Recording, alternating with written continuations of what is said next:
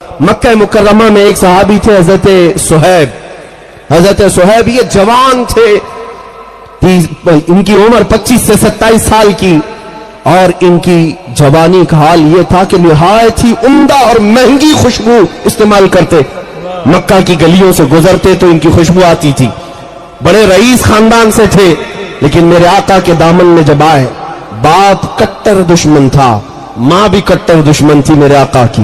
وہ نہیں چاہتے تھے کہ صہیب ہمارا محمد صلی اللہ علیہ وسلم کے ساتھ جائے، اس لیے کہ رسول پاک کے صحابہ میں اکثر غریب تھے، ایک امیر کا بیٹا کیسے آ جائے گا؟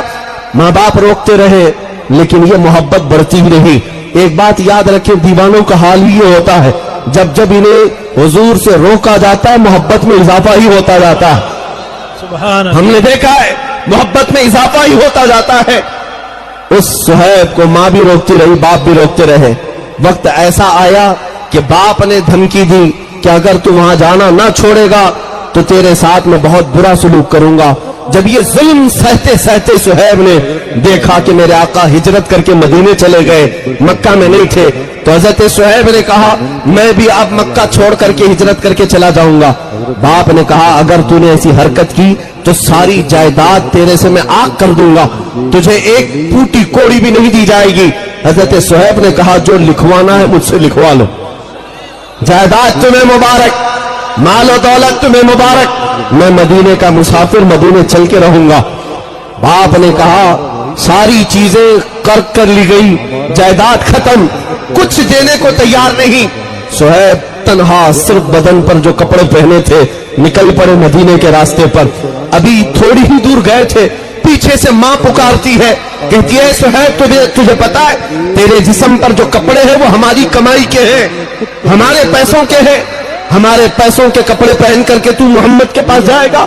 حضرت صہیب واپس گھر آئے، ان کپڑوں کو بھی اتار دیا اور ٹاٹ کے کپڑے، گونی کا لباس اپنے جسم پر ڈال دیا اور کانٹوں سے بٹن بنا کر کے انہی ٹاٹ کے کپڑوں میں مکہ سے ہجرت کر کے نکل پڑے۔ انہیں کوئی چیز روکنے والی نہیں تھی۔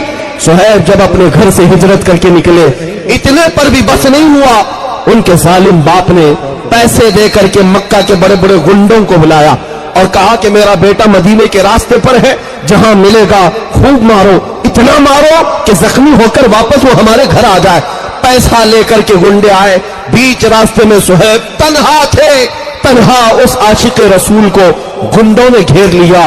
کبھی کوئی ادھر سے نوچتا ہے، کبھی ادھر سے نوچتا ہے، مکے مارے جا رہے ہیں۔ وہ تنہا میرے آقا کا غلام مقابلہ تو کرتا رہا، لیکن اتنے مار کھایا کہ ناک پوری پھٹ گئی اور خون جاری ہوا، زخموں سے پورا چہرہ سوج گیا، گھٹنے ٹوٹ گئے، جگہ جگہ زخم ہوئے، تھک ہار کر کے زمین پر لیٹ گئے۔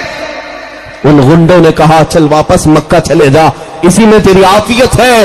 صہیب نے کہا اب تو ایک بار میں چھوڑ چکا، موت آئے گی تو میرے مصطفیٰ کی تلاش میں آئے گی، اس راستے میں ہی آنی ہے تو آ جائے۔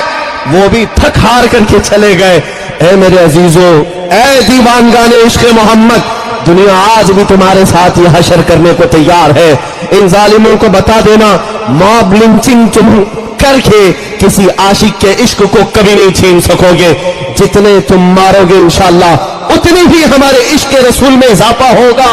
صہیب کو مار کر کے، توڑ کر کے، زخمی کر کے دیکھ لیا، واپس وہ مایوس ہو کر چلے آئے۔ جانتے ہو پورا دن زخموں کے حالت میں چور چور وہ وہیں پڑے رہے۔ دوسرے دن کچھ ہوش آیا تو پیدل سفر کر کے مدینے آ رہے۔ 9 دن کا سفر، 425 کلومیٹر کا سفر ہے مکہ سے مدینہ۔ یہ پیدل چلے آ رہے تھے میرے آقا کے اشتیاق میں، میرے آقا کی محبت میں۔ ادھر مدینہ طیبہ میں صحابہ کہتے مغرب کی اذان کا وقت تھا، میرے آقا صلی اللہ تعالی علیہ وسلم مسجد سے باہر آئے اور قریب اپنی گردن اونچی کر کر کے بار بار اس طرف دیکھ رہے ہیں جو سفر کا راستہ تھا۔ صحابہ پوچھتے ہیں آقا کوئی قبیلہ آنے والا ہے، کوئی وفد آ رہا ہے، آپ سے ملاقات کے لیے کوئی قبیلہ آنے والا ہے؟ میرے آقا نے فرمایا نہیں، میرا ایک دیوانہ، میرا ایک عاشق آنے والا ہے جو زخموں سے چور ہے۔ لوگوں نے اس کا راستہ روکا مگر اسے کوئی نہ روک سکا۔ صحابہ کہتے کون ہے جس کا انتظار مصطفیٰ کریم فرما رہے ہیں؟ थोड़ी देर के बाद सहाबा कहते हैं जख्मों से चूर, खून में लथपथ, टाट के कपड़े जगह जगह से फटे हुए। हमने देखा तो ये तो सुहैब है जो मक्का के मालदार का बेटा, जिसकी खुशबू इतनी महंगी थी कि लोग सूंघने के लिए आया करते, आज वो जख्मों से चूर मदीने में आ रहा है। मेरे आका बढ़ करके आगे चलते हैं, जैसे ही सुहैब करीब आए आका ने सीने से सीना लगा लिया, मुआनका किया और अपने बदन पर जो चादर थी वो निकाल करके सुहैब रूमी को पहनाया और कहा अल्लाह तेरा भला करे।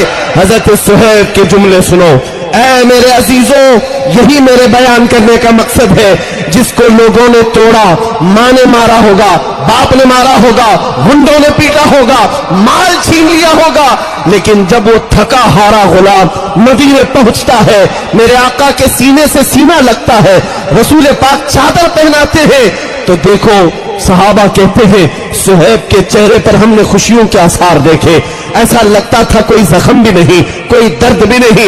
उसके बाद अपने दोनों हाथ फैला कर कहता है, सुहैब कहता है मेरे दोस्तों, अब तो मुझे किसी गम का एहसास भी नहीं, दुनिया छूटती है छूटे, मुस्तफा की चादर मेरे पास है।